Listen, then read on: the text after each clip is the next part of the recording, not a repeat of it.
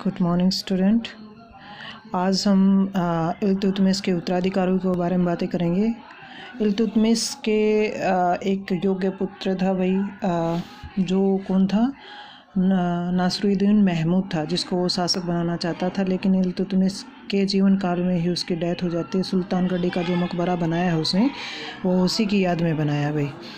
अब उसके बाद वो अपनी जो उसकी पुत्री है रजिया, उसको सुल्तान बनाना चाहता है क्योंकि वही योग्य रह जाती है। लेकिन जब उसकी डेथ हो जाती है तो जो चालीसा का जो दल है, तुर्कान चहलगानी है, वो क्या करता है, उसके बेटे को, जिसका नाम क्या है, रुकनुद्दीन फिरोज है, उसको शासक बना देते हैं। ठीक है, तो ये हमने सारा थोड़ा थोड़ा रुकनुद्दीन फिरोज के बारे में लिख रखा है कि उसको शासक बना दिया जाता है। अब हर जगह क्या है, वो योग्य शासक नहीं है और जो तुर्क सरदार हैं सारी शक्ति अपने हाथ में ले लेते हैं, जगह जगह विद्रोह होने लग जाते हैं। रजिया सुल्तान उसका फ़ायदा उठा करके क्या करती है, लाल वस्त्र पहन करके न्याय मांगने के लिए जनता के समक्ष जा कर के खड़ी हो जाती है। और फिर जनसमूह क्या करता है, उसको दिल्ली की शासिका बना देता है।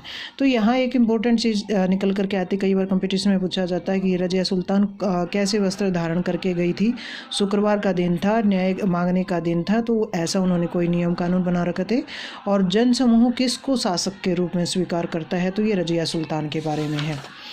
अब यहाँ हम डिस्कस करेंगे रजिया सुल्तान का। देखो, वैसे तो क्वेश्चन के हिसाब से, बड़े क्वेश्चन के हिसाब से तो ये नहीं आने हैं, लेकिन फिर भी हम अपना धीरे धीरे इनको पढ़ेंगे। तो रजिया सुल्तान क्या है, 1236 से 1240 तक शासिका रहती है और प्रथम और अंतिम शासिका थी मध्यकालीन भारत में। ये इंपॉर्टेंट क्वेश्चन है, कई बार आपका कंपटीशन वगैरह में पूछा जाता है। फिर रजिया सुल्तान की सफलताएं क्या है, प्रांतीय सूबेदार जो विद्रोह कर रहे थे उनका दमन कर देती है, विश्वास पात्र लोगों को वो भर्ती करती है अपनी उसमें। और जमालुद्दीन याकूत जो है एक हबशी है, उसको वो अपनी अश्वसेना का प्रधान नियुक्त करती है और उसके प्रति विशेष लगाव वो रखती है और एक पुरुष की तरह शासन संचालन करती है, वैसे वस्त्र धारण करती है। तो चालीसा का जो दल है, 40 लोग जो सरदार हैं, वो उससे घृणा करने लग जाते हैं भाई। फिर रजिया के पतन के बारे में डिस्कस करेंगे। यहाँ की स्त्री के शासन को सरदार सहन नहीं कर पाते हैं और सरदार विद्रोह करने लग जाते हैं। और भटिंडा का जो सूबेदार है अल्तुनिया, वो क्या करता है, विद्रोह करके जब रजिया उस विद्रोह का अंत करने के लिए जाती है भटिंडा, तो उसको बंदी बना लेता है।